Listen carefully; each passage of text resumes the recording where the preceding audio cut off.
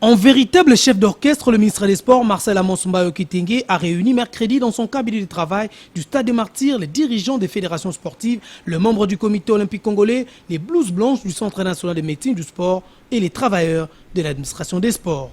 Avec les Jeux de la francophonie qui se pointent à l'horizon, Amos-Mbayo a profité de cette journée pour visiter les 10 centres nationaux de médecine du sport.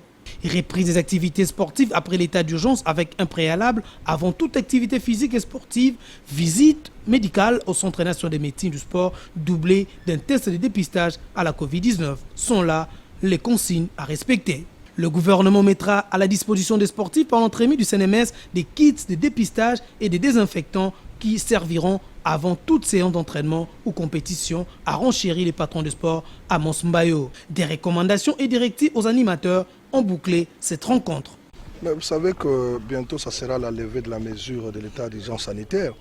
Ça sous-entend que les activités sportives vont devoir reprendre. Il fallait d'abord sensibiliser les présidents des différentes fédérations pour les examens médicaux, parce que ça c'est une urgence. Il faudrait qu'ils se mettent en ordre, que tous les athlètes avant de commencer, que ce soit les entraînements au niveau de leur base, doivent impérativement passer au Centre national de médecine du sport pour un contrôle médical. Donc avant de commencer une activité physique et sportive, il faudra d'abord passer au centre. Les sportifs congolais peuvent faire un ouf de soulagement.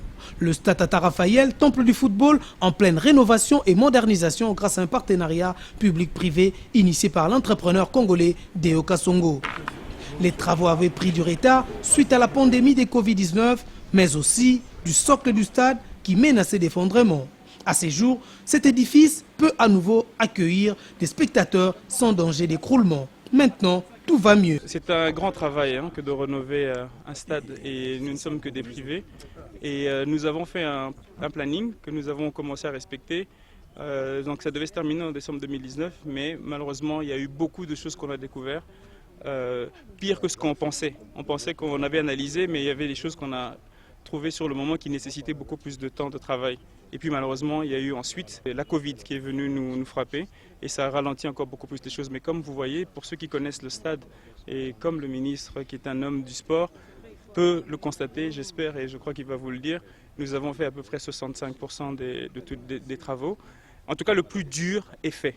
Maintenant, on commence à rentrer dans la partie esthétique. La seule partie en gros œuvre qui nous reste à faire, c'est la partie de la tribune d'honneur avec le soutènement et puis le restaurant et les cabines presse et adjacentes qui restent à faire. Parce que les gens, quand ils viennent, ils ne se rendent pas compte qu'on a fait un grand travail. Quand on va placer la pelouse synthétique et toutes les chaises, là, ils vont se rendre compte que ça y est, c'est presque terminé. Et je vous assure, et je ne suis pas en train de raconter du vent, j'espère que quand on aura fini, ce sera le lieu où les gens auront le plus envie de venir voir des matchs et vivre des événements, croyez-moi.